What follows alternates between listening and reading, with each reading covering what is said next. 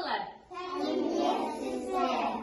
Бүгін біздің 4 маусым Қазақстан Республикасының рәміздері күні атты ертеңгілігіне қош келдіңіздер. Ал енді балалар бәрін шаттық шеңберіне тұрайық, е? Қане шеңбер болып қолымызды ұстайық. Қолымызды ұстайық. Жарайсыңдар. Қаттан күн аспан, қайырлы таң жер ана, қайырлы таң достарым, сендерді көрсем қуанам. Жарайсыңдар, өте ақылды, зейінді, әдемі, сұлу, дарынды, мейірімді балаларсыңдар.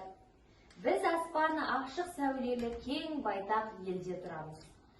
Олай болса, балалар, бәріміз бірге Қазақстан Республикасының мемлекеттік әнұранын орындайық. Қане орнымыздан тұрамыз.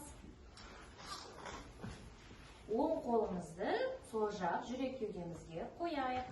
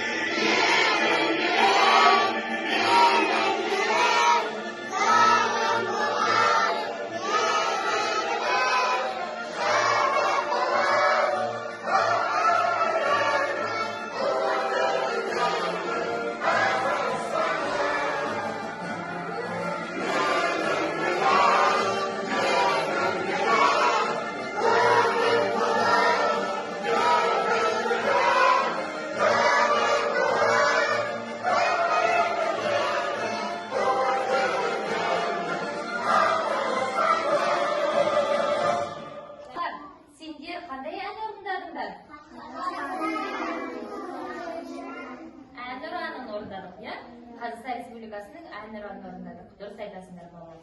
Ал енді балалар, бүгінгі біздің сабағымыз ерекше болмақ. Өйткені бүгін 4 маусым Қазақстан Республикасының рәміздері күні. Бүгін мен сендердің бүгінге дейінгі Қазақстан Республикасының рәміздері туралы не білгендеріңді, не үйренгендеріңді сұрайын. Қазір сұрақ қояйын. Балалар, біздің республикамыз қалай аталады? Тұра ғой. Қазақстан, айтамын. Қазақстан Республикасы. Дұрыс айтасыңдар. Қазақстан Республикасы деп аталады. Егеменді, тәуелсіз республика біздің Қазақстан. Еліміздің астанасы қай қала? Астана. Орнынан тұрып айта ғой. Астана. Дұрыс айтасың. Еліміздің біздің астанасы Астана деп аталады екен. Жарайсыңдар. Ал енді, балалар, Қазақстан Республикасының қандай рәміздерін білесіңдер? Қандай рәміздерін білесіңдер?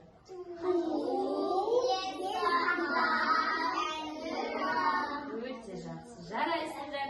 Ту, елтаңба, әнұран. Ал біздің елбасымыз кім? Қасым Жомарт Тоқаев Кемелұлы біздің елбасымыз. Тәуелсіздігінің ең басты белгілерінің бірі оның өзіне ғана тән мемлекеттік рәміздерінің болуы. Кеңестік дәуірде де одақтас республикаларының бірі ретінде Қазақстанның туы, елтаңбасы, әнұраны болды. Еліміз толық тәуелсіздікте 1991 жылы ғана қол жеткізді. Бұл қандай түсті? Қандай түсті? Көгілді және оның күні сары екен, қыраны астында қалқып тұр, я балалар. Бірақ мына жерде балалар, міне мына жерде көріп тұрсыңдар ма? Қыздың ұстап тұрған қолындағы тура қандай не тұр екен? Өрнек. Иә, өрнек тұр, алтын түсте бейнеленген Ал енді балалар кезекте бұл не? Елтаңба. Дұрыс айтасың. Елтаңбаның пішіні қандай екен? Дұрыс айтасың. Қандай? Шеңбер. Елтаңбаның авторлары Жандарбек Мәлібеков пен Шотаман Уәлиханов. Дұрыс айтасың. Гимн деп те айтамыз, иә? Гимн грек тілінде ерекше барынша маңызды жағдайларда айтылатын ән, салтанатты ән. Орнымыздан тұрайық. Қазір серпілту сәтін өткізіп алайық сіздерге.